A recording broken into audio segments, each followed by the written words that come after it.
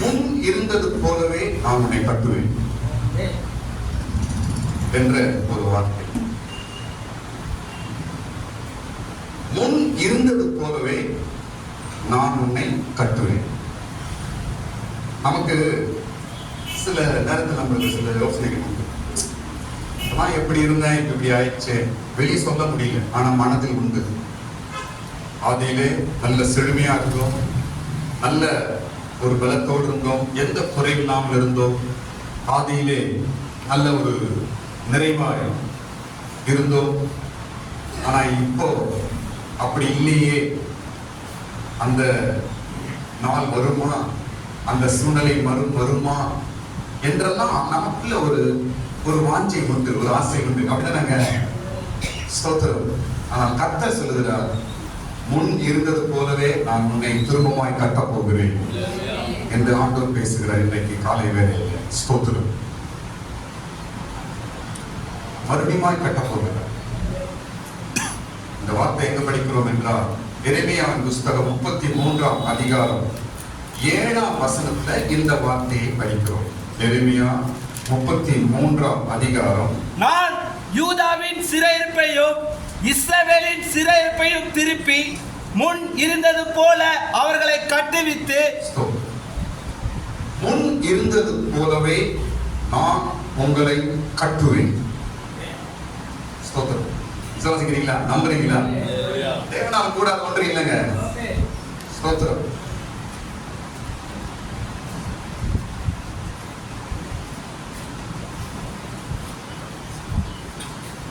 ஆரம்ப நிலவரத்தில், ஆதி நிலவரத்தில் மறுபடியும் தேவன் உன்னை கொண்டு வந்து நிறுத்துவாராக.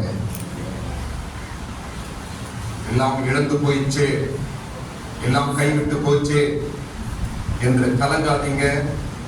மறுபடியுமாய் முன் இருந்தது போலவே மறுபடியுமாய் உன்னை கட்ட உன் தேவன் வல்லவராய் இருக்கிறார். கட்டாயம் கட்டுவார், கட்டாயம் நடக்கும். ஸ்தோத்திரம். பைபிள்ல படிக்கும் பொழுது பாழானவைகள் மறுபடியும் கட்டப்பட்டது, இடிக்கப்பட்டவைகள் மறுபடியும் கட்டப்பட்டது.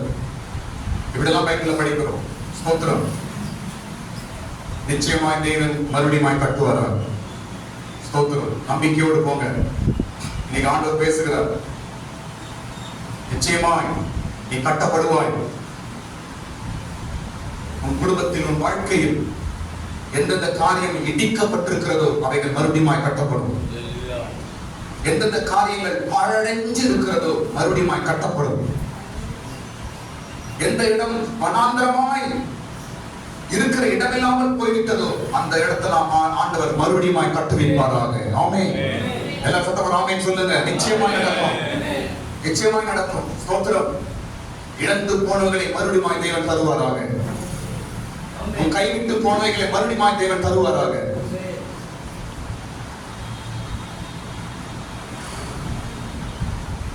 எல்லாம் போய்விட்டது, என் கையில இருந்ததெல்லாம் போயிடுச்சு என்று நீ கலங்குகிறாயா?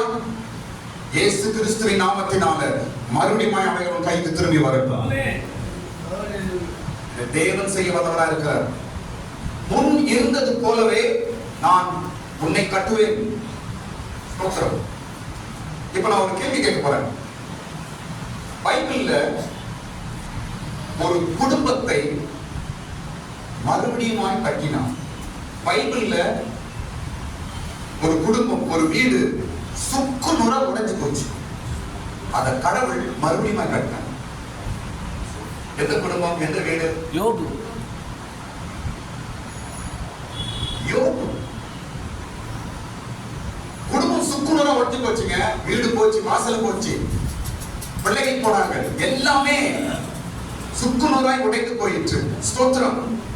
ஆண்டவர் மறுபடியும் கட்டினார், மறுபடியும் கட்டினார். இத மனதில் வைத்து போங்க. ஸ்தோத்திரம். நிச்சயமாய் உடைந்து போனது, நொறுங்கி போனது, பாழாய் போனது, ஒன்றுமில்லாமல் போனது எல்லாவற்றிற்கும் மறுபடியும் ஜீவன் கொடுத்து மறுபடியும் கட்ட நம் தேவன் வல்லவராய் இருக்கிறார். யோபோட குடும்பம் ஒன்றுமில்லாமல் போச்சு, நினைச்சு கூட பார்க்க முடியல அவங்களால. யோபு நினைச்சு பார்க்கல மறுபடியும் திரும்பி வருவேன் என்று. ஸ்தோத்திரம். ஆனால் ஆண்டவர் மறுபடியும் கட்டினார். இழந்து போனது அவனுக்கு திரும்பி வந்தது. விட்டு போன ஜனங்கள் மறுபடியும் வந்தார்கள். விட்டு போன வீடு மறுபடியும் வந்துச்சு. விட்டு போன குடும்பம் மறுபடியும் வந்தது. கெட்டு நாசனமாய் போனதெல்லாம் மறுபடியும் ஆண்டவர் ஜீவன் கொடுத்து நல்லதாய் திரும்பி வர செய்தார். ஆமென். ஸ்தோத்திரம். நான் இன்னொரு விஷயம் சொல்ல கவனிங்க. ஆண்டவர் மறுபடியுமாய் கட்டும் பொழுது அது டபுளா இருக்கும். ஆமென். நிச்சயமாய் நீங்க வேணா செக் பண்ணி பாருங்க. உங்களை ஆண்டவர் மறுபடியுமாய் பழைய நிலவரத்துக்கு கொண்டு வராருன்னா அது அப்படியே இருக்காது, டபுளா இருக்கும். இதான் யோபுவின் வாழ்க்கை நாம் பார்க்கிறோம். யோபு மறுபடியும் கட்டினா, ஆனா எப்படி இருந்தது அவன் குடும்பம், அவன் ஆசீர்வாதம் ரெட்டிப்பா இருந்தது. ஸ்தோத்திரம். மறுபடியும் உன் நிலவரத்துக்கு கொண்டு வருவது மாத்திரம் அல்ல, டபுளான பிளஸிங்கோடு கொண்டு வந்து சேர்ப்பார். விசுவாசத்தோட கையை தட்டுங்க. ஆமென். நடக்கதான் போகுது, நிச்சயமாய் நடக்க போகிறது. ரெட்டிப்பாய் கொண்டு வந்து சேர்ப்பார் தேவன். ஸ்தோத்திரம். யோபுவின் குடும்பம் மறுபடியும் கட்டப்பட்டது. மறுபடியும் தூக்கி நிறுத்தினார். மறுபடியும் ஜனங்கள் முன்பாய் மென்மையா நிறுத்தினார். ஸ்தோத்திரம். முன் இருந்தது போலவே நான் உன்னை கட்டுவேன், கட்டுவிப்பேன் என்ற ஆண்டவர் இன்றைக்கு ஒரு நல்ல வார்த்தையை கொடுக்கிறார். ஸ்தோத்திரம். பைபிள்ல 3 பேருக்கு கட்டுவேன் என்று ஆண்டவர் சொன்னார். எத்தனை பேருக்கு? 3 பேருக்கு ஆண்டவர் சொல்றார் கட்டுவேன், கட்டுவேன். ஸ்தோத்திரம். முதல் நபர் யார் என்றால் தாவீது. தாவீதுக்கு ஆண்டவர் சொல்றார், நான் உனக்கு ஒரு நிலையான வீட்டை கட்டுவேன். ஏன்னா சவுலுக்கு பயந்து அவன் காட்டுல வனாந்தரத்தில் சுத்தி திரிகிறான். வீடு வாசல் கிடையாது. ஸ்தோத்திரம். சுத்தி அலைந்து கொண்டிருக்கிறான். அவனை பார்த்து ஆண்டவர் சொல்லுகிறார், உனக்கு நான் ஒரு நிலையான வீட்டை கட்டுவேன் என்று சொன்னார். ஸ்தோத்திரம். அவனுக்கு ஒரு நிலையான வீடு, ராஜ்யம், சிங்காசனம் எல்லாம் கொடுத்தார் கடவுள் அவனுக்கு. ஆமென். உனக்கு வாக்கு கொடுக்கிறார் என்றால் தேவன் நிச்சயம் நிறைவேற்றுவார். ஆமென். டவுட்டே கிடையாது. நீ வார்த்தை நீங்க நம்பணும். ஸ்தோத்திரம். நிச்சயமா நடக்கும். அந்த ஒரு நம்பிக்கையோடு போங்க. ஸ்தோத்திரம். நான் வெறும் கையால் இந்த பூமி விட்டு போக மாட்டேன். ஸ்தோத்திரம். நான் இழந்து போனதை மறுபடியும் பெற்று போவேன். ஹல்லேலூயா. ஸ்தோத்திரம். என் கைவிட்டு போனதை மறுபடியும் தேவனிடத்தில் கேட்டு பெறுவேன். ஸ்தோத்திரம். தாவீது கிட்ட எல்லாம் திருடனுக்கு கொள்ளடிச்சு கொண்டு போயிட்டான். தாவீது கிட்ட எல்லாம் பிடிக்கிட்டு போயிட்டான். அப்ப தாவீது ஊர்ல இல்ல, வெளியே போயிட்டார். அப்ப அவங்க வீடு வந்து எல்லாம் திருடனுக்கு கொண்டு போயிட்டாங்க கல்லர்கள். ஐயோ திருடன் கொண்டு போயிட்டானே என்று சொல்லி தாவீது உட்கார்ந்து அழுது கொண்டிருந்தாரா? இல்ல. என்ன பண்ணாருங்க சொல்லுங்க, தெரியுமா? அனுஷம் படிச்சிருக்கீங்களா பைபிள்ல? ஒரு முறை தாவீது அவங்க வீட்டை விட்டு எங்கேயோ ஒரு வேற இடத்துக்கு போயிட்டாருங்க. அப்போ கல்லர்கள் எல்லாம் திருடன் அவங்க வீட்டுல வந்து எல்லாத்தையும் அடிச்சு கொண்டு போயிட்டாங்க. எல்லாரும் மனைவி பிள்ளைகள் எல்லாரையும் அடிமையா கொண்டு போயிட்டாங்க. வீட்டுக்கு வந்து பார்க்காத ஒண்ணுமே இல்லை. ஸ்தோத்திரம். ஒண்ணுமே இல்லை, எல்லாம் போயிடுச்சு என்று தாவீது மிகவும் கலங்கி உட்கார்ந்து அழுது கொண்டிருந்தானா? இல்லை, திரும்பி போய் எல்லாம் திருப்பி கொண்டு வந்தான். கையை தட்டுங்க, கரங்க தட்டுங்க, நம்பிக்கையை தட்டுங்க. திரும்பி போய் எல்லாவற்றையும் மீட்டு கொண்டு வந்தான். ஸ்தோத்திரம். நம்ம வாழ்க்கையில சொல்றோம் பாருங்க, விட்டு போனது, நம்ம இழந்தது, நம்ம கை விட்டு போனது, ஆசீர்வாதங்களா இருக்கட்டும், ஆஸ்திகளா இருக்கட்டும், பேர் புகழா இருக்கட்டும், மறுபடியும் திரும்பி கைக்கு வர வேண்டும். ஸ்தோத்திரம். இது ஆண்டவர் செய்கிறார், இது கர்த்தர் செய்கிறார். கடவுள் எப்பொழுதும் நம்ம கொடுக்கிற தேவன் தான், கொடுக்கிற தேவன் அல்ல. நான் சொல்றேன், ஒருவேளை உன் கை விட்டு போனவன் ஆஸ்தியா இருக்கட்டும், ஒருவேளை உன் கை விட்டு போனவன் ஆசீர்வாதமா இருக்கட்டும், ஒருவேளை உன் கை விட்டு போன உன் சொத்தா இருக்கட்டும், பணமா இருக்கட்டும், ஸ்தோத்திரம், அவை எல்லாம் எப்படி போனது? சாத்தானின் வஞ்சனையினால தான் போனது. தேவன் கொடுத்தது, கடவுள் கொடுக்கிறார் நமக்கு. ஒருவேளை நாம அதை சரியா ஹேண்டில் பண்ணாதனால தான் நம்ம கை விட்டு போச்சு. ஸ்தோத்திரம். இனி ஆண்டவர் மறுபடியும் கொடுக்கும்போது நீங்க ஜாக்கிரதையாக அவர்களை காத்துக்கொள்ள வேண்டும். எல்லாரும் ஆமென் சொல்லுங்க. ஆமென். கர்த்தருக்கு ஸ்தோத்திரம். தாவீது திரும்பி போய் பிடிக்கிட்டு வந்தான் எல்லாரையும். உடல ஒரு பொருளை விடல, திரும்பி போய் யுத்தம் செய்து வீட்டில் இருந்து கொள்ளையடிச்சு போன எல்லா பொருளும் மண்டி கொண்டு வந்தான். ஸ்தோத்திரம். வருகிற நாட்களிலே உன் வீட்டு, உன் காரியங்கள், உன்னுடைய நீ எடுத்து போன காரியங்கள் எல்லாம் முன் இருந்தது போலவே தேவன் உனக்கு தருவாராக. எல்லாம் திரும்பி வீட்டுக்கு வரணும், எல்லாம் திரும்பி உன் கைக்கு வரணும், எல்லாம் உன் இடத்துல சேர வேண்டும். இதுதான் ஆபிரகாம் செய்தார். ஸ்தோத்திரம். நான் சொல்ல பாருங்க, நம்ம வீட்டுல இருக்கிற ஒரு பாயா இருக்கட்டும், ஒரு லைட்டா இருக்கட்டும், எல்லாம் இயேசு கொடுத்தது நமக்கு. ஒரு ஃபேனா இருக்கட்டும், ஸ்தோத்திரம், ஒரு பாத்திரம் கரண்டியா இருக்கட்டும், ஸ்பூனா இருக்கட்டும், எல்லாம் இயேசு கொடுத்தது. ஒன்றையும் நான் இழந்து போவதில்லை. எல்லாரும் சொல்லுங்க, இவரை சொல்லுங்க. ஒன்றையும் நான் இழந்து போவதில்லை. சத்தமா சொல்லுங்க எல்லாரும். ஒன்றையும் இழந்து போக கூடாது. ஸ்தோத்திரம். இயேசு கொடுத்தது என்று நீங்க கண்ணு கருத்துமா இருப்பீங்கன்னா உங்க விட்டு போனதெல்லாம் திரும்பி வருங்க. கையை தட்டுங்க, எல்லாம் திரும்பி வரும். தேவன் கொடுத்தது ஒருபோதும் கை விட்டு போவதில்லை. எல்லாவற்றையும் ஆண்டவர் திருப்பி கொடுக்கிறார். ஸ்தோத்திரம். ஏனென்றால் என் தேவன் கொடுத்தது. ஸ்தோத்திரம். யாக்கோபு சொன்னா, நான் வெறும் கையா வந்தேன், என் கையில ஒண்ணு இல்ல, வெறும் கையாய் நான் வந்தேன், இவர்கள் எல்லாம் என் தேவன் கொடுத்தார் என்று சொன்னார். ஸ்தோத்திரம். இந்த பூமியில உலகத்துக்கு வரும்போது வெறும் கையா தான் வந்தோம். ஆண்டவர் கொடுத்தது எல்லாமே, வீடு வாசல் பொருட்கள் எல்லாமே ஆண்டவர் கொடுத்தது. ஸ்தோத்திரம். இன்றைக்கு ஆண்டவர் நல்ல வார்த்தையை கொடுக்கிறார். நீ முன் இருந்தது போலவே நான் மறுபடியும் உன்னை கட்டுவேன் என்று ஆண்டவர் பேசுகிறார். ஸ்தோத்திரம். முதல் வார்த்தை யாருக்கு சொல்றாரு கடவுள்? தாவீதுக்கு. தாவீதுக்கு சொல்றார், நான் உன்னை கட்டுவேன் என்று. அவன் வீடு வாசல் இல்லாமல் இருந்தான். ஆண்டவர் அவனுக்கு ஒரு ராஜ்யத்தை கட்டி கொடுத்தார், அவனுக்கு ஒரு வீட்டை கட்டி கொடுத்தார், அவனுக்கு ஒரு குடும்பத்தை கட்டி கொடுத்தார். ஸ்தோத்திரம். இரண்டாவது யார் தெரியுமா? இஸ்ரவேலர்கள். யாரை பார்த்து சொல்றாரு? இரண்டாவது இஸ்ரவேலர்களை பார்த்து சொல்றாரு. அவங்க அப்ப எங்க இருந்தாங்கன்னா பாபிலோன் தேசத்துல அடிமையா இருந்தாங்க. வீடு கிடையாது, வாசல் கிடையாது, குடும்பம் கிடையாது, எல்லாமே இழந்து பாபிலோன் தேசத்துல அடிமையா இருந்தார்கள். ஒரு நம்பிக்கையும் கிடையாது. அவ்வளவுதான், நான் இனிமே அடிமைதான் என்று அவர்கள் பாபிலோன் தேசத்தில் அடிமையா இருக்கும் போது ஆண்டவர் அவர்களுக்கு ஒரு வார்த்தை கொடுக்கிறார். என்ன கொடுக்கிறார்? நான் உன்னை மறுபடியும் கட்டுவேன் என்று சொன்னார். ஆண்டவர் அவர்களை கட்டினார் மறுபடியும். ஆமென். நம்பிக்கை இல்லைங்க, வேற தேசத்துல அடிமையா இருக்கிறாங்க, வீடு வாசல் ஒண்ணுமே எல்லாம் போச்சு. அந்த இடத்துல கடவுள் அவங்களுக்கு ஒரு வார்த்தை கொடுக்கிறார், நான் உங்களை மறுபடியும் கட்டுவேன் என்று சொன்னார். இன்றைக்கு இருக்கிற இஸ்ரேல் தேசம் ஆண்டவர் கட்டி கொடுத்தது. அவங்களுக்கு கையை தட்டுங்க. ஆமென். எல்லாரும் கையை தட்டுங்க. ஹalleluya. இன்னைக்கு நம்ம எல்லாரும் படிக்கிற இஸ்ரேல் தேசம் எங்க இருந்து வந்துச்சு? எப்போ வந்துச்சு இது? இன்னைக்கு இஸ்ரேல்கள் யூதர்கள் இன்னைக்கு இஸ்ரேல் நாட்டை பார்த்து எல்லா நாடும் பயப்படுது. இன்னைக்கு அவங்க டெக்னாலஜி பார்த்து பயப்படுது, அவங்க வெப்பன்ஸை பார்த்து பயப்படுது, அவங்க ஆர்மியை பார்த்து பயப்படுது. முழு உலகம் பயப்படுது இஸ்ரவேலை பார்த்து. ஸ்தோத்திரம். நடுங்க வைக்கிறாங்க முழு தேசத்தையும். ஸ்தோத்திரம். அந்த இஸ்ரவேல் நாடு எப்போ வந்துச்சு? அன்றைக்கு ஆண்டவர் கொடுத்த வாக்கு இன்றைக்கு கட்டி கொடுத்திருக்கிறார் அவர்களுக்கு. ஆமென். இன்னைக்கு நம்ம எல்லாருக்கும் தெரிஞ்சது போல இஸ்ரேல் கண்ட்ரி, இஸ்ரேல் நாட்டை நம்ம பார்க்கிறோம். அந்த நாட்டுக்கு ஒரு அதிபர் இருக்கிறாரு, அந்த நாட்டுக்கு ஒரு ஆர்மி இருக்குது, அந்த நாட்டுக்கு ஒரு போர் சேனல் இருக்கிறார், ஒரு கூட்டம் இருக்கிறாரு. ஸ்தோத்திரம். இது யார் கட்டி கொடுத்தது? தேவன் கட்டி கொடுத்தாருங்க. இந்த இஸ்ரவேலர்கள் எங்க இருந்தாங்க? பாபிலோன்ல அடிமையா இருந்தாங்க பல நூற்றாண்டுகளுக்கு பின்பாக. இன்றைக்கு அவர்களுக்கு நின்று ஒரு சொந்த தேசத்தை ஆண்டவர் கட்டி கொடுத்தார். நம்ம கண்ணால பார்க்கிறோம். நம்ம ஸ்தோத்திரம். இதை உனக்கும் செய்வார் தேவன். இந்த காரியத்தை எனக்கும் செய்வார். ஸ்தோத்திரம். மூன்றாவது யாருக்கு சொல்றாருன்னா பேதுருக்கு சொல்றார் ஆண்டவர்.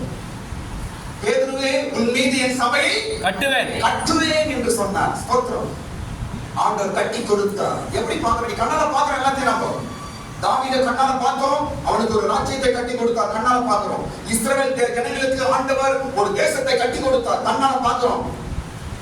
பேதுருக்கு ஆண்டவர் சொன்னார், உன் மீது என் சபையை கட்டுவேன் என்று.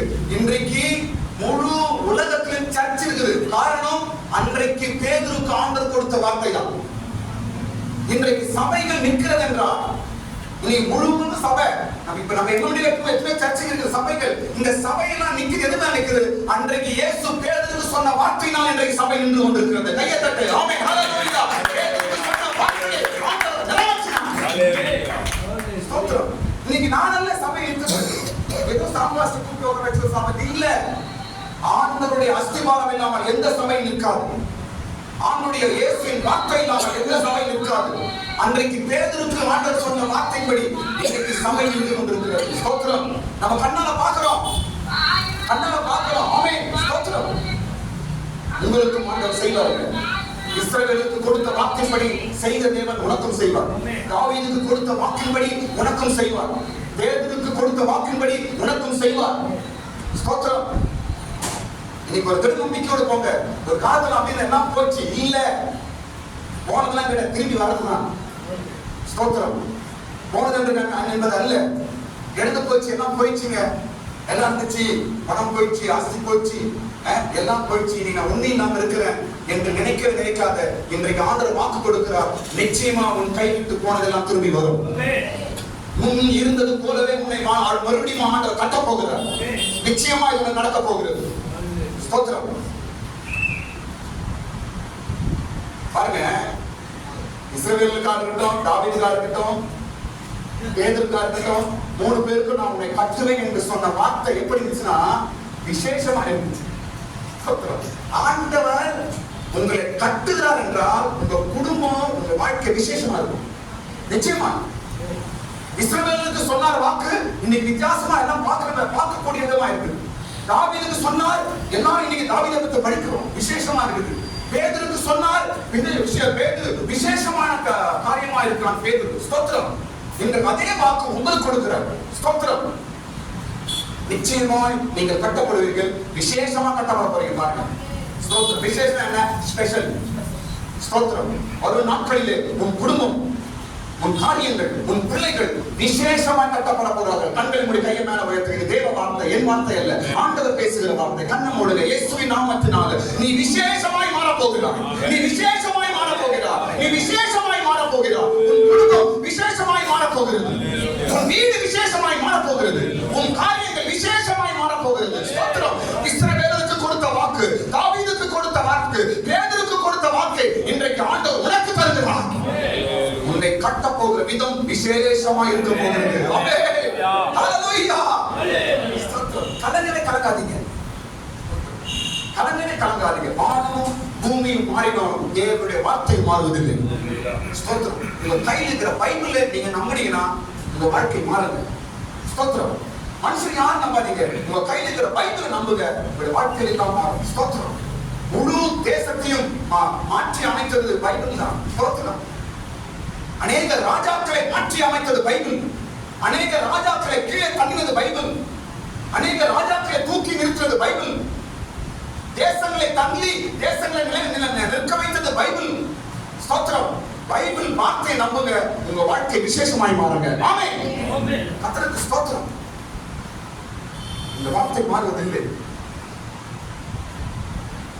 மனுஷன் மாறலாம், சூழ்நிலை மாறும், உலகம் மாறும், ஊடகம் மாறலாம், எல்லாம் மாறும். அதெல்லாம் நம்பாதீங்க, எல்லாம் மாறும். நீங்க ரொம்ப நேசிக்கிறது போல தெரியும், நீங்க ரொம்ப அன்பு காட்டுறது போல தெரியும், ஆனால் அதே மனிதன் அடுத்த நிமிஷம் மாறி போவான். ஆச்சரியப்படாதீங்க, எல்லாம் மாறும். ஸ்தோத்திரம். மாறாத ஒன்றே ஒன்றுதான், உங்கள் கரத்தில் இருக்கிற வேத புத்தகம் தான். தயவு செய்து பைபிளை மேல உயர்த்தீங்களா?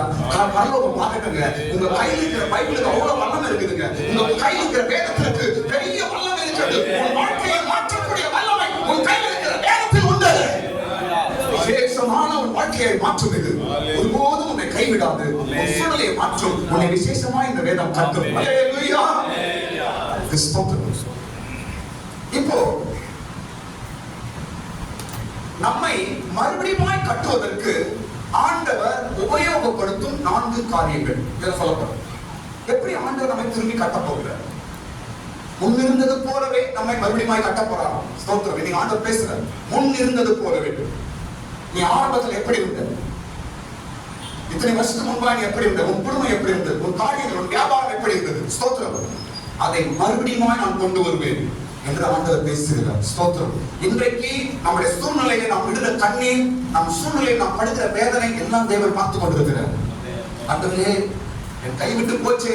ஆண்டவரே, என் நிலவரம் இப்படி இருக்குது. ஆண்டவரே, ஒரு காலத்தில் எப்படி இருந்த, ஒரு நேரத்தில் நான் எப்படி இருந்த, இன்றைக்கு என் நிலவரம் இப்படி இருக்கிறதே என்று நீ இருதயத்தில் குமிழி நீ சொல்லுகிற ஜபம், வேதனை, ஜபம், விண்ணப்பங்கள் எல்லாம் பரலோகத்தில் எட்டி இருக்கிறது. எல்லாம் தேவனிடத்தில் போய் சேர்ந்து இருக்கிறது. ஸ்தோத்திரம். எப்பயாவது ஒரு நேரத்தில் நாம் கண்ணீர் விடுறோம், அந்த கண்ணீர்லாம் எங்க போகுதுங்க? பரலோகத்துல போய் சேருதுங்க. எப்பயாவது ஒரு நேரத்துல வெளியே சொல்ல முடியல, தனியா உட்கார்ந்து நாம் இருதயத்துக்குள்ளே வேதனைப்படுகிறோம். அந்த வேதனை பற்றி இயேசுவே என்று சொல்லுகிற அந்த வார்த்தை எல்லாம் எங்க போகுது? பரலோகத்தில் போய் சேருகிறது. வீணாய் போவதே இல்லை. ஒரு சொட்டு கண்ணீர் கூட நீ தேவ சமூகத்தில் போறதில்லை. ஜெபம்னா முட்டி போட்டு நம்ம கண்ணு மூடி ஜெபிக்கிற ஜெபம் அது மாதிரி ஜெபம் அல்ல. உங்க இருதயத்துல இயேசுவே என்ற வேதனையோடு நீங்க பேசுறீங்க பாரு, அது கூட ஜெபம் தான். கையை தட்டுங்க, கரங்களை தட்டுங்க. அவைகளும் கூட தேவ சமூகத்தில் எட்டுகிறது. நானும் சில வேளையில வெளியே சொல்ல முடியாது, ஆனா இருதயத்துல வேதனையோடு கூட இயேசுவே இருக்குது இப்படி இருக்குது என்று நாம் பேசுறோம். அதுவும் ஜெபம் தாங்க. ஸ்தோத்திரம். இவைகளெல்லாம் தேவ சமூகத்தில் போய் சேருகிறது. தேவ சமூகத்தில் நமக்காக பரிந்து பேசுகிறது. ஆண்டவர் பார்க்கிறார். நீ வாயை திறந்து சொல்ற ஜெபத்தையும் கேட்கிறாரு, நீங்க இருதயத்துல பேசுற ஜெபத்தையும் ஆண்டவர் கேட்கிறார். ஆமென், ஆமென். ஸ்தோத்திரம். அண்ணா ஜெபித்தார், வெளிய சத்தமே வரல, அவர் இருதயத்தில் தான் ஜெபித்தார். அந்த ஜெபம் வல்லமையாய் தேவ சமூகத்தில் வேலை செய்தது. நான் சொல்றேன் பாருங்க, என்னுடைய வார்த்தை அல்ல. ஸ்தோத்திரம். உங்களுடைய விண்ணப்பம், உங்களுடைய கண்ணீர், உங்களுடைய வேதனை எல்லாம் தேவ சமூகத்தில் எட்டி இருக்கிறது. சீக்கிரத்தில் நீங்கள் இழந்து போன காரியங்கள், உங்களுடைய நிலவரங்கள் எல்லாம் மறுபடியும் உங்களிடத்தில் சேர போகிறது. மறுபடியும் உங்களுடைய நிலவரத்தை ஆண்டவர் உயர்த்த போகிறார். ஆமென். உயர்வு நிச்சயம் உண்டு நமக்கு. ஸ்தோத்திரம். ஒரு கிறிஸ்தவன் உயரத்தில் தான் இருக்க வேண்டும். இயேசு சொல்லிட்டார், மலை மேல் இருக்கும் பட்டணம் போல உங்களை நான் வைத்தேன். நீங்க மறைஞ்சு இருக்க கூடாது, ஏதோ ஒரு மூல முழுக்கில உண்மை இல்லாத இருக்க கூடாது. ஒரு கிறிஸ்தவன் எல்லாருக்கும் முன்பாய் மேன்மையாய் வெளிச்சமாய் உயரத்துல அந்தஸ்துல எல்லாவற்றிலும் மேன்மையாய் இருக்க வேண்டும் என்று இயேசு எதிர்பார்க்கிறார். ஸ்தோத்திரம். ஒருவேளை ஆண்டவர் ஒருவேளை கொடுத்திருக்கலாம், இன்னைக்கு இழந்து போயிருக்கலாம். நீங்க நீ செய்கிற ஜெபத்தினால மறுபடியும் ஆண்டவர் தர போகிறார். மறுபடியும் உன்னை தூக்கி நிறுத்த போகிறார். மறுபடியும் உன்னை கட்ட போகிறார். நீ கட்டப்படுவாய். உன் காரியங்கள் கட்டப்படும். பல நாளாய் அது ஒண்ணுமே இல்லாம மூலையில விழுந்து நடந்திருக்கலாம். ஆண்டவர் மறுபடியும் எடுத்து கட்டுவார். ஸ்தோத்திரம். ஹல்லேலூயா. எப்படி ஆண்டவர் கட்ட போறார்? 4 விஷயம். இந்த 4 விஷயத்தை வச்சுதான் நம்ம ஆண்டவர் மறுபடியும் கட்ட போறார். ஸ்தோத்திரம். நம்பர் 1, முதல் காரியம். எல்லாரும் 33ஆம் அதிகாரத்தை வைத்துக் கொள்ளுங்க. அதெல்லாம் நான் பேச போறேன். 4 விஷயங்கள். எதை வைத்து ஆண்டவர் நம்மை மறுபடியும் கட்ட போகிறார்? ஸ்தோத்திரம். முதல் காரியம் என்றால் நம்முடைய சிறை இருப்பை மாற்றி நம்மை கட்ட போகிறார். ஸ்தோத்திரம். 7வது வாடி படிக்கிறோமே, நான் யூதாவின் சிறையிருப்பையும் இஸ்ரவேலின் சிறையிருப்பையும் திருப்பி போதும். சிறை இருப்பை விடுதலையாக்கி நம்மை கட்டுவார். ஸ்தோத்திரம். சிறை இருப்புனா என்ன? சிறை இருப்புனா என்ன? பல நாள் பிரச்சனை, பல நாள் என்ன சொல்றது, பல நாளா பிரச்சனையா இருக்குது, வெளியே வர முடியாம இருக்குது. அதான் சிறை இருப்பு. பல நாள் பிரச்சனை, பல வருஷமான பிரச்சனை, பல வருஷமா இதுல மாட்டிட்டு இருக்கிறேன், பல வருஷமா இதுல நிக்கிறேன், நானு பல வருஷமா வெளியே வர முடியாம இருக்கிறேன், பல வருஷமா இதோடு நான் போராடி கொண்டிருக்கிறேன், பல வருஷமா இது கூட ஒரே பிரச்சனையாவே இருக்குது, பல வருஷமா எப்ப முடியும் தெரியல என்று சொல்றீங்க பாருங்க, அதுதான் சிறை இருப்பு. ஆண்டவர் சொல்லுகிறார், இது ஒரு அடையாளமா நீங்க வைத்துக் கொள்ளுங்க. உங்களை மறுபடியும் ஆண்டவர் கட்ட போகிறார் என்றால் பல வருஷமா இருக்கிற பிரச்சனை சீக்கிரமா முடியும். கையை தட்டுங்க, கடல்ல தட்டுங்க. பல வருஷமா நீ மாட்டிக்கொண்டிருக்கிற, பல வருஷமா சிக்கி கொண்டிருக்கிற காரியங்களை கடவுள் வெளியே கொண்டு வரப்போறார். அதான் அடையாளம். அதான் அடையாளம். ஸ்தோத்திரம். முதல் காரியம், எப்படி ஆண்டவர் நம்மை கட்ட போகிறார்? எப்படி ஆண்டவர் மறுபடியும் நம்மை கட்ட போகிறார்? இதுக்கு அடையாளம் என்ன? எதை வச்சு ஆண்டவர் பேசுறாரு என்றால், முதல் காரியம் சிறையிருப்பிலிருந்து விடுதலையாக்குவார். ஸ்தோத்திரம். யூதாவின் சிறையிருப்பு, அப்புறம் இஸ்ரவேலின் சிறையிருப்பு. ஸ்தோத்திரம். யூதா ஊழியக்காரர்கள், இஸ்ரவேல் விசுவாசிகள். ஸ்தோத்திரம். இந்த வாக்குத்தத்தம் ஊழியக்காரர் எனக்கும் இருக்கிறது, உங்களுக்கும் இருக்கிறது. ஸ்தோத்திரம். எந்தெந்த சூழ்நிலையில சிறையா இருக்கிறீர்களோ, வெளியே வர முடியாம சிக்கி தவிக்கிறது, மாட்டி இருக்கிறது, சிக்கலில் வெளிவர முடியாம இருக்கிறது. ஸ்தோத்திரம். இதை கடவுள் பேசுறார், நான் சிறையிருப்பை மாற்றுவேன், நான் சிறையிருப்பை வெளியே கொண்டு வருவேன். ஸ்தோத்திரம். ஒருவேளை பல குடும்பத்தின் பெரிய சிறையிருப்பு கடன் பிரச்சனை, பெரிய சிறப்பு, வெளியே வர முடியாத ஒரு சிறையிருப்பு. ஸ்தோத்திரம். எப்படிப்பட்ட சிறையிருப்பிலிருந்தும் இயேசு விடுவிக்க வல்லவராய் இருக்கிறார். பெரிய விஷயமே இல்லை. ஸ்தோத்திரம். நான் முன் சொன்னது போல தேவ வார்த்தை மீது நம்பிக்கை வையுங்க, உங்க சிறை சுக்குநூறாய் உடையும். ஸ்தோத்திரம். நீங்க எதிர்பார்க்காத காரியங்கள் நடக்கும். ஸ்தோத்திரம். சிறையிருப்பு மாற்றப்படும். முதல் காரியம். பல நாட்கள் பாருங்க, நம்ம முன்னேறணும்னா, நம்ம முன்னாடி போனா நம்ம காது கட்டு அவங்கதான் முன்னாடி போக முடியும். அதுதாங்க. நம்ம காது வந்து கட்டி வச்சிருக்கு, கட்டினதால தான் நம்ம என்ன செய்ய முடியல, நம்மளால முன்னாடி போக முடியல. ஸ்தோத்திரம். அதான் ஆண்டவர் முதல் வார்த்தை சொல்றார், நான் உன் கட்டை அவிழ்க்க போறேன், நீ முன்னாடி போக போற. கையை தட்டுங்க. ஹல்லேலூயா. நான் உன் கட்டையை அவிழ்க்க போறேன், இனி நீ முன்னாடி இனி நீ கட்டப்படுவார். ஸ்தோத்திரம். நான் மறுபடியும் உன்னை கட்டி நான் உன்னை அழகு பார்ப்பேன் என்று அவர் பேசுகிறேன். நம்ம நல்லா இருக்கணுங்க. நம்ம நல்லா இருந்தாங்க ஏசப்பாக்கு சந்தோஷம். நம்ம நல்லா இருந்தாங்க ஏசப்பாக்கு பேரு. நம்ம மேன்மையா இருந்தா தாங்க பைபிளுக்கு மரியாதை. ஸ்தோத்திரம். நம்ம பைபிளை தூக்கி வச்சுட்டு நம்மளே சரியில்லைன்னா எப்படி இந்த பைபிளுக்கு உயிர்? ஸ்தோத்திரம். பைபிள்ல உயிர் இருக்குது என்று ஜனங்கள் எப்படி கண்டுபிடிப்பாங்க? நம்மளை வச்சு தான் கண்டுபிடிப்பாங்க. கையை தட்ட நம்மளை வச்சு தான் கண்டுபிடிப்பாங்க. நீ எப்படி இருக்கிறாயோ அப்படிதான் உன் வேதத்துக்கும் பலன். நீ எப்படி பேசுறியோ அப்புறம் அப்படிதான் உன் பைபிளுக்கும் வல்லமை இருக்கு நம்புவான். நீ எப்படி நினைக்கிறாயோ அப்பதான் உன் பைபிளுக்கு வல்லமை இருக்கு அவன் நம்புவான். அவன் நீ எப்படி வாழ்கிறாயோ அதை வைத்துதான் உன் வேதத்திற்கு வல்லமை இருக்கிறது என்று அவன் நம்புவான். ஸ்தோத்திரம். வேத வார்த்தை நிச்சயம் வருகிறது. இந்த யாரும் கொடுக்கிற வார்த்தையை உங்களை மனத்தை வைத்துட்டு போங்க. நீ முன் இருந்தது போல கட்டப்படுவாய். நீ முன்னாடி எப்படி இருந்தையோ அதே போல ஆண்டவர் உன்னை கட்ட போகுது என்று சொல்லுகிறார். ஸ்தோத்திரம். இரண்டாவது காரியம். முதல் காரியம் என்னவா? நம்முடைய சிறையிருப்பையிலிருந்து விடுதலையாக்கி நம்மை கட்டுவார் என்று ஆண்டவர் பேசுகிறார்.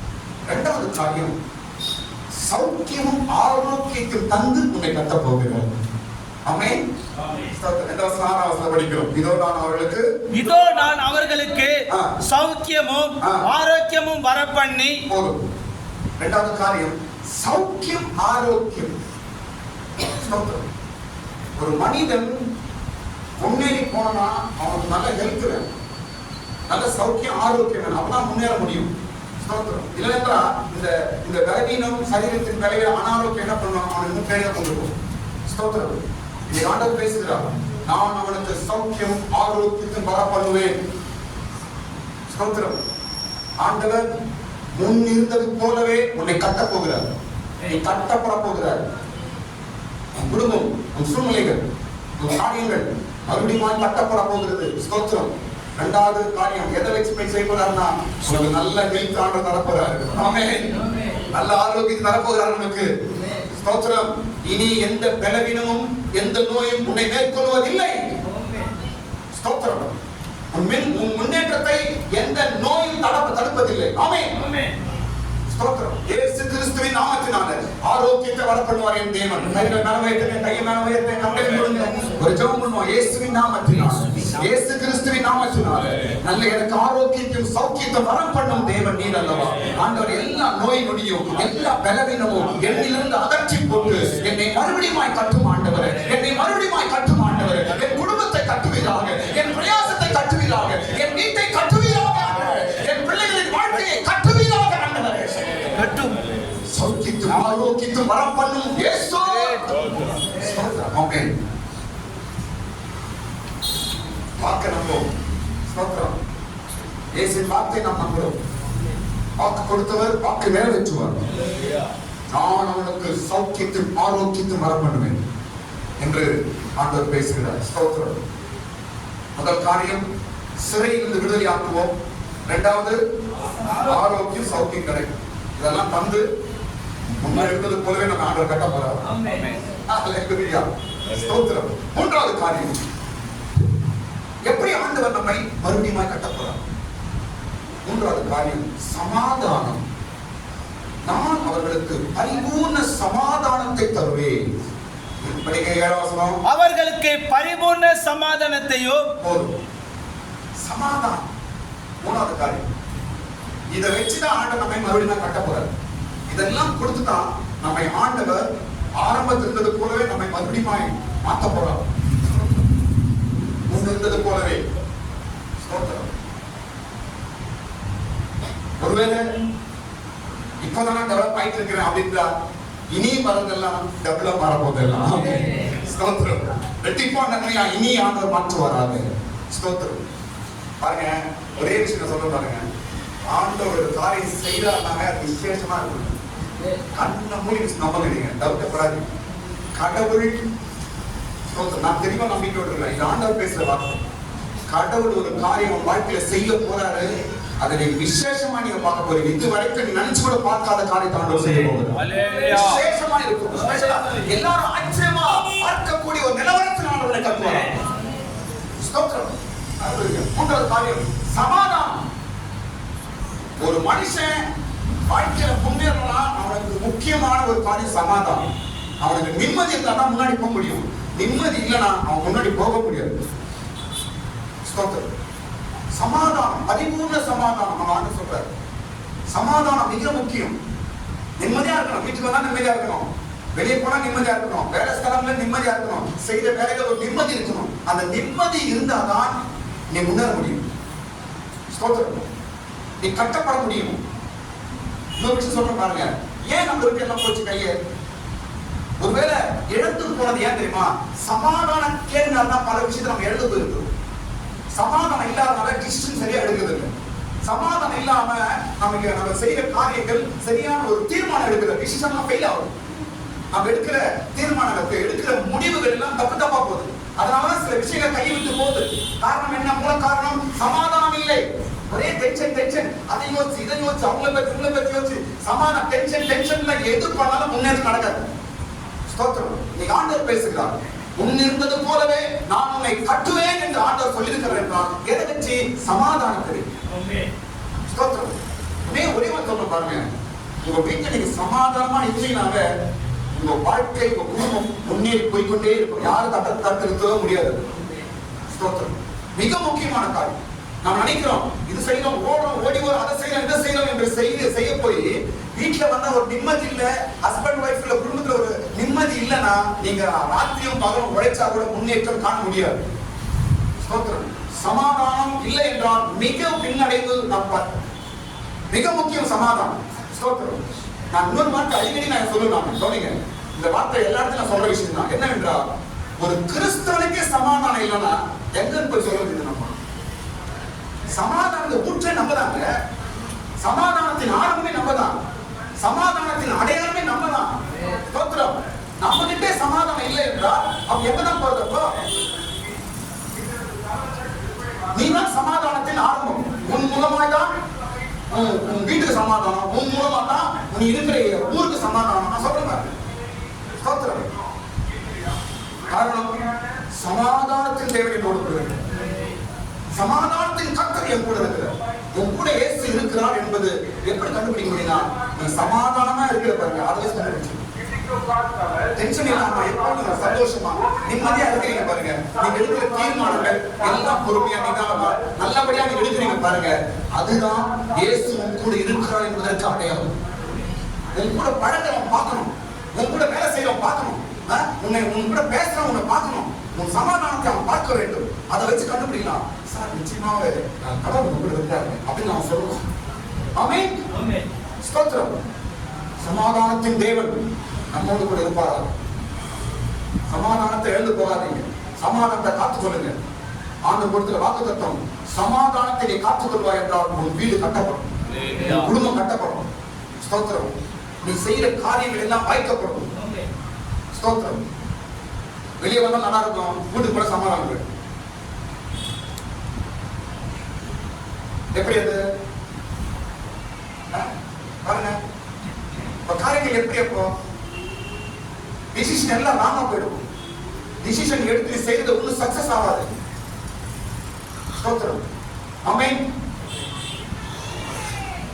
அதனால் கணவனுக்கு சமாதானம் கொடுப்பது மனைவி, மனைவிக்கு சமாதானம் கொடுப்பது கணவன். ஸ்தோத்திரம். சமாதானத்தை ரொம்ப ஜாக்கிரதையா காப்பாற்ற வீட்டுல சமாதானம் இருக்கணும். ஸ்தோத்திரம். நீங்க சமாதானமா இருக்கணும்னா உங்களுக்கு ஒரே ஒரு ஐடியா சொல்றேன், எனக்கு தெரிஞ்சிருந்தான். ஒரே ஐடியா, டெய்லி ஒரு 10 வருஷம் பைபிள் படி போதும். ஒண்ணு நீங்க வந்து தேட தேவை. ஜபம் அதை நீங்க பண்றீங்க, அது உங்களுடைய டைம் போதும். பைபிள் காலையில் எழுந்து திறந்து ஏதோ ஒரு 5 வசனம், ஒரு 10 வசனம் அப்படி படிச்சுட்டு நீங்க போங்க. அந்த நாளெல்லாம் எவ்வளவு சமாதானம் இருக்கும் பாருங்க. உங்களுடைய வேதத்தை நேசிக்கிறவர்களுக்கு மிகுந்த சமாதானம், இந்த சமாதானம் உண்டு.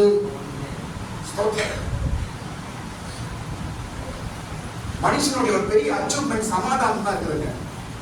நிம்மதி இல்லாமல் பாருங்க, கோடீஸ்வரன் கோடி கூட பணம் வச்சிருக்கான், சமாதானம் எங்கெங்கயோ போறான். அந்த மலைக்கு போறான், இந்த மலைக்கு போறான், இங்க போறான், அங்க போறான், நிம்மதி இல்லை.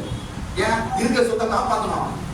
இருக்கிற சொத்தை காப்பாற்றுறதுக்கு சமாதானத்தை தேடுறான், நிம்மதியை தேடுகிறான். ஸ்தோத்திரம். அவன் எங்கெங்கயோ போறாங்க, பணத்தை செலவு பண்ண, கோடி செலவு பண்ண போறான், ஆனா சமாதானத்துக்காக. ஸ்தோத்திரம். அதான் பார்க்க நம்ம சிரிப்பு தான் வருது. இயேசுவின் நாமத்தினால நமக்கு ஆண்டவர் நம்ம கையில சமாதானம் கொடுத்திருக்கிறார். காரணம் என்ன? பைபிள். ஹalleluya. பரிசுத்த வேதம் முழு உலகத்துக்கும் சமாதானம் கொடுக்கிற ஒரு பெரிய ஆயுதம் நம்ம கையில் இருக்கு. நமக்கு மாத்திரம் சமாதானம், முழு உலகத்துக்கும் சமாதானம் கொடுக்க முடியும். ஸ்தோத்திரம். வேதத்தை நேசிக்கிறவர்களுக்கு மிகுந்த சமாதானம். ஸ்தோத்திரம். ரெண்டாவது கேட்டாங்க, பல வருஷம் சொன்னேன், நிம்மதியே இல்லை, சமாதானமே இல்லாம நான் இருக்கிறேன் அப்படின்னு சொன்னாங்க. நான் இதுதான் சொன்னேன், வேதத்தை நேசிக்கிறதுக்கு மிகுந்த சமாதானம் பைபிள் இருக்குது, பைபிள் கொஞ்சம் படியுங்க அப்படின்னு சொன்னாங்க. அன்னையில அவங்க அந்த பிரச்சனை சொல்றதில்லை. ஆமென்.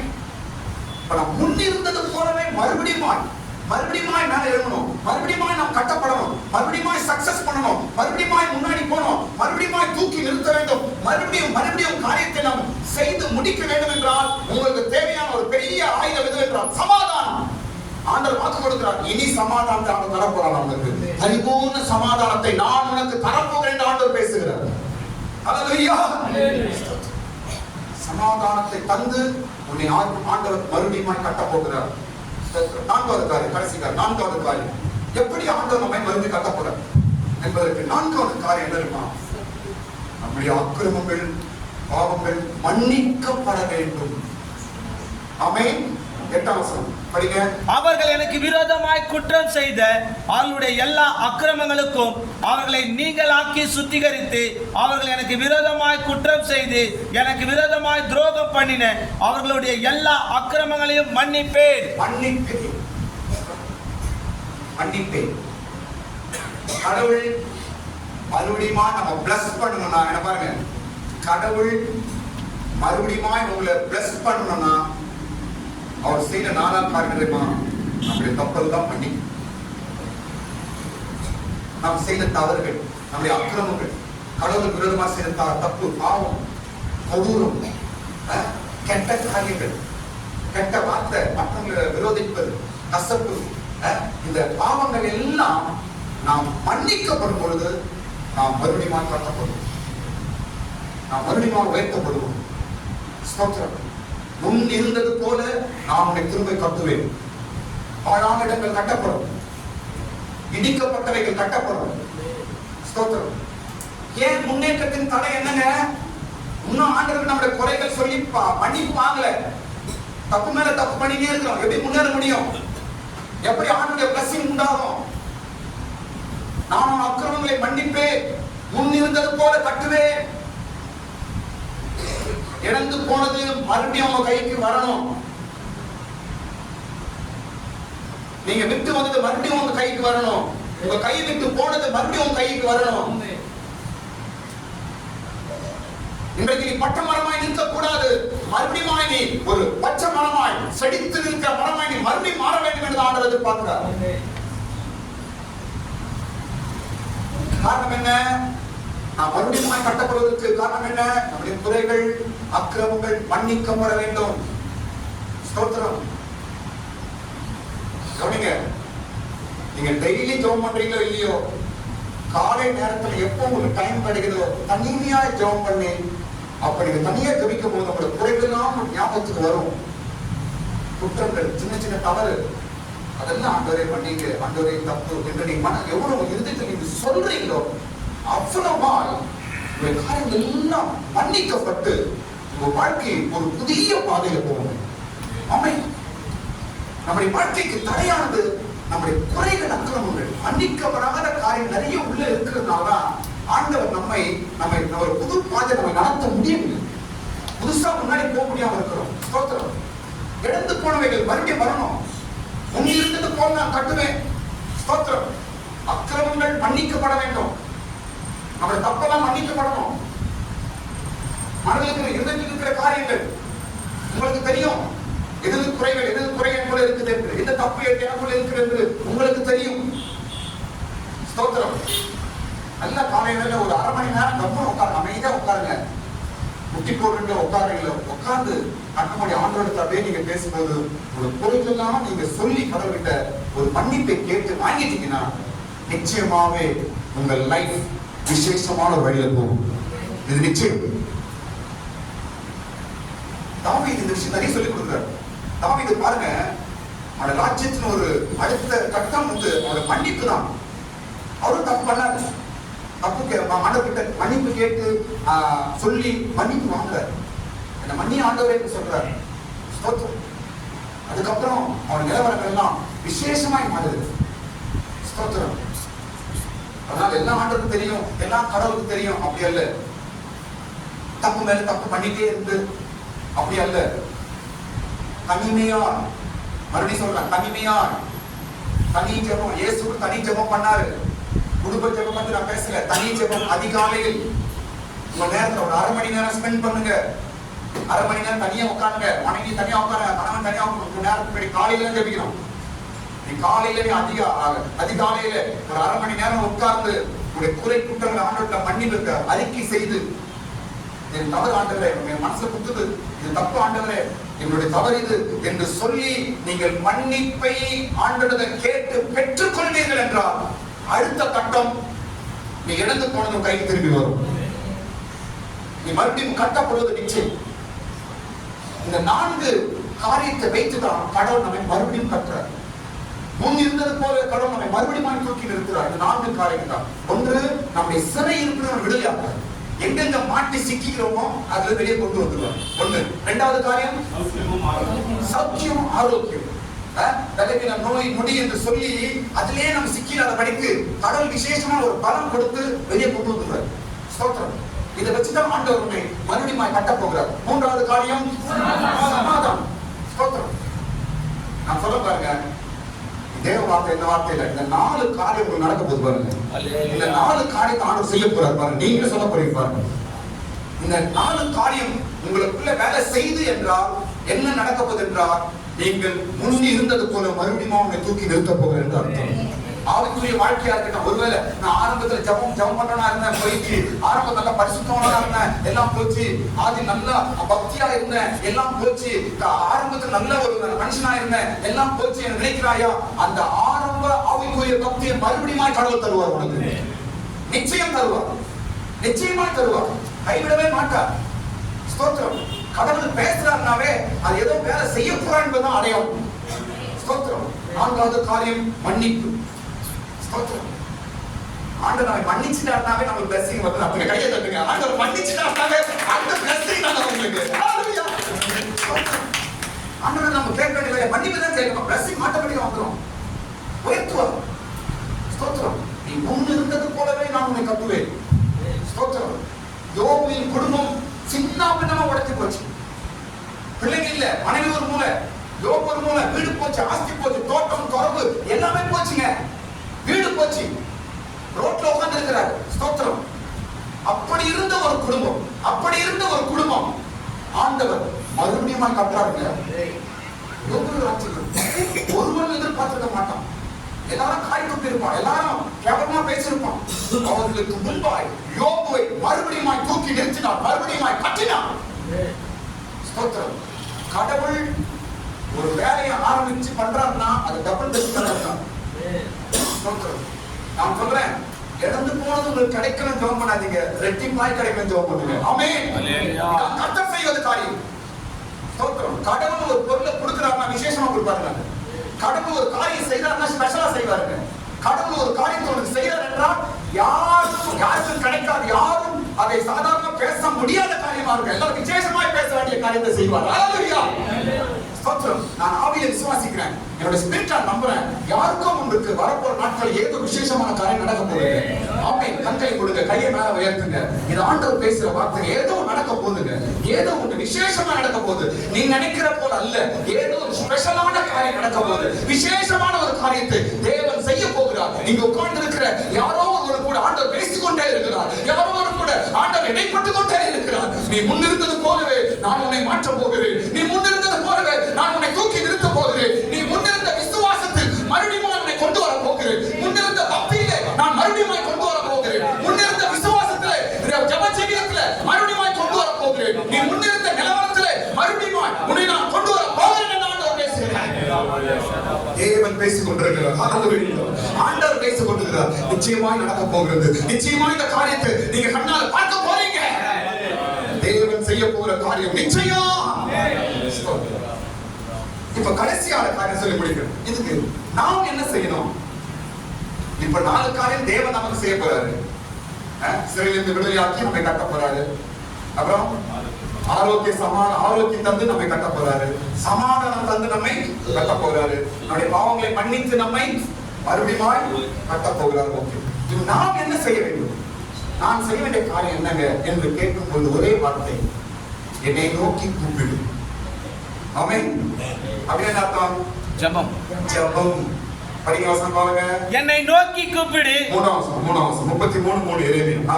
என்னை நோக்கி கூப்பிடு, அப்பொழுது நான் உனக்கு உத்தரவு கொடுத்து நீ அறியாததும் உனக்கு எட்டாததுமான பெரிய காரியங்களை உனக்கு அறிவிப்பேன். என்னை நோக்கி கூப்பிடு. அவ்வளவுதான். என்ன செய்யணும்? நீங்க செய்ய வேண்டிய ஒரே வேலைங்க. அதான் நான் ஆல்ரெடி சொன்னேன். ஒரு 1/2 மணி நேரம் ஜெபம். ஒரு 1/2 மணி நேரம் காலை வேளை நீங்க ஜெபத்துக்கு நீங்க நேரத்தை செலவழிங்க. உங்க நிலவர சூழ்நிலைகள் எல்லாம் மாறப்போகுது. 1/2 மணி நேர ஜெபம் உங்க வாழ்க்கையை புரட்டி போட போகுது. 1/2 மணி நேர ஜெபம் உங்க குடும்பத்தின் நிலவரத்தை அப்படி மாற்ற போகுது. 1/2 மணி நேர ஜெபம் அநேகம் பாவங்களை மன்னிக்க போகுது. 1/2 மணி நேர ஜெபம் எது உங்க வாழ்க்கையில தடையா இருந்ததோ அதெல்லாம் உடைச்சு போட போகுது. 1/2 மணி நேர ஜெபம் எது நீ இழந்து போனியோ அதெல்லாம் மறுபடியும் உங்களுக்கு வரப்போகிறது. ஸ்தோத்திரம். என்னை நோக்கி கூப்பிடு என்று ஆண்டவர் பேசுகிறார். ஸ்தோத்திரம். ஜெபத்தை மாத்திரம் நீங்க கொஞ்சம் புதுப்பி. காலை ஜெபம், தனி ஜெபம் நான் பேசுறேன். தனியா ஒரு 1/2 மணி நேரம் நீங்க ஜெபம் பண்ணுங்க. உங்க காரியங்கள் வெற்றியாய் ஸ்தோத்திரம். அனாதரமா இருக்கிற உன் வாழ்க்கை பயன்களியாய் மாறப்போகுது. இடிந்து போயிருக்கிறது மறுபடியும் கட்டப்பட போகுது. பாழாய் கிடக்கிறதெல்லாம் மறுபடியும் உயிர் உண்டாக போகிறது. இதை கர்த்தர் செய்வார். ஸ்தோத்திரம். இன்னொரு விஷயம் சொல்லி முடிக்கிறேன் கடைசியா. நாம ஜெபம் பண்ணும்போது கவனிங்க. நீங்க ஜெபம் பண்ணும்போது விசேஷமான ஐடியா வரும்போது இந்த ஆண்டவர் வார்த்தையை நான் பேசுகிறேன். விசேஷமான ஒரு புது ஐடியா உங்களுக்கு இனிமே வரப்போது பாருங்க. நிச்சயம். என்னை நோக்கி கூப்பிடு, அப்போது நான் உனக்கு உத்தரவு அறியை. அது கட்டளை படிக்கும். நீ அறியாததும் உனக்கு எட்டாததுமான பெரிய காரியத்தை உனக்கு அறிவிப்பேன். அப்படின்னு அர்த்தங்க. புதிய இதுவரைக்கும் உனக்கு தெரியாத புது ஐடியா நான் தர போறேன். அவன் நம்ம பாஷை நான் பேசுறேன். இதுவரைக்கும் நீ நினைக்காத புது ஐடியா, புது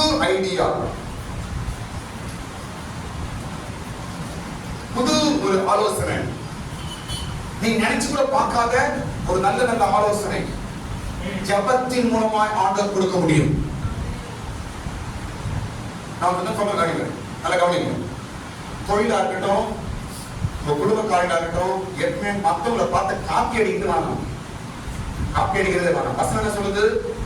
உனக்கு அறியாததும் எட்டாததுமான பெரிய ஐடியா, பெரிய ஆலோசனை. ஸ்தோத்திரம். இதான் ஆண்டவர் கொடுக்க போறாங்க பாருங்க. விசேஷமா ஸ்தோத்திரம். நான் சொல்ல பாருங்க, நீங்க ஜெபம் பண்ண 1/2 மணி நேர ஜெபத்துல உங்களுக்கு புது ஆலோசனை, புது ஐடியா ஆண்டவர் கொடுக்க போறார். ஏன் தெரியுமா? உங்க ஆண்டவர் கட்டுவதற்கு ஆரம்பிச்சிட்டாரு. இப்போ ஆண்டவர் கட்ட போறாரு. முன் இருந்தது போல மறுபடியும் கட்ட போகிறார். கட்டுகிற சூழ்நிலை மறுபடியும் உங்களுக்கு வரப்போகிறது. ஸ்தோத்திரம். மறுபடியும் அவனை தூக்கி நிறுத்த வேண்டிய நேரம் வந்தாச்சு. ஸ்தோத்திரம். அதுக்கு என்ன செய்ய போறாரு தெரியுமா? ஆண்டவர் புது ஐடியா கொடுக்க போறாரு உங்களுக்கு. புது ஐடியா, புது ஆலோசனை. ஸ்தோத்திரம். உங்களை பார்த்துதான் மற்றவங்க அதை யோசிப்பாங்க. அடடா, இந்த ஆலோசனை நமக்கு வராம போயிடுச்சு, அடடா இந்த ஐடியா நமக்கு வராம போயிடுச்சு என்று அவன் யோசிக்கணும். ஏன் உனக்கு தராது? நீ பண்ற 1/2 மணி நேர ஜெபம். ஆமென். இந்த 1/2 மணி நேரம் ஜெபம் பாருங்க. காலையில உங்களுக்கு புது ஆலோசனை ஆண்டவர் தந்து, குடும்பமா இருக்கட்டும், செய்யற காரியங்களா இருக்கட்டும், ஆண்டவர் விசேஷமாய் கட்டி கொண்டு போகிறார். புது நிலவரத்துல கொண்டு போகிறார். ஸ்தோத்திரம். என்னை நோக்கி கூப்பிடு, நான் உனக்கு அறியாததும் உனக்கு எட்டாததுமா. எட்டாவது அர்த்தம், நம்ம மூளைக்கு எட்டாத ஐடியா தரப்போறார். நம்ம மூளைக்கே வராத ஐடியா, நம்ம யோசனைக்கே வராத ஐடியா, நம்ம யோசனைக்கே வராத ஒரு ஆலோசனை, ஒரு பிளான் ஆண்டவர் தரப்போறார். ஸ்தோத்திரம். நிச்சயம் நடக்க போது பாருங்க. இதை வச்சுதான் உங்களை ஆண்டவர் புதுசா கட்ட போறார். இதை வைத்துதான் ஆண்டவர் உங்களை புதிதாய் உங்களை மேன்மைப்படுத்த போகிறார். இதை வைத்துதான் நீங்கள் இழந்து போனதை மறுபடியும் ரெட்டிப்பாய் கொடுக்க போகிறார். ஆமென். ஸ்தோத்திரம். இழந்து போனது நீங்க கேட்காதீங்க, எனக்கு ரெட்டிப்பாய் வேண்டும் என்று கேளுங்க. ஆமென். நான் ஒன்னும் சும்மா கேட்க ஆண்டவரே, யோபு கொடுத்திருக்கிறீங்களே, பைபிள் எழுதி இருக்குது, ரெட்டிப்பாய் எனக்கு தாரும். ஸ்தோத்திரம். அதனால் என்னை நோக்கி கூப்பிடு, நான் உனக்கு அறியாதும் எட்டாதுமான பெரிய காரியங்களை அறிவிப்பேன். ஏன் சொல்ற வார்த்தை. ஸ்தோத்திரம். இதை ஆண்டவர் நமக்கு கொடுக்கிறார். முன் இருந்தது போலவே நான் உங்களை கட்டுவேன் என்று ஆண்டவர் பேசியிருக்கிறார். வரப்போற நாட்களிலே ஆண்டவர் செய்த காரியங்கள் விசேஷமா இருக்க போது எல்லாரும் கண்களை மூடல ஜெபம் பண்ணி முடிக்க போகிறோம். ஆமென். ஸ்தோத்திரம். தேவன் பெரிய காரியங்களை செய்ய போகிறார். முன் இருந்தது போலவே, நீ முன் இருந்தது போலவே, முன்னாடி எப்படி இருந்தையோ அதே போல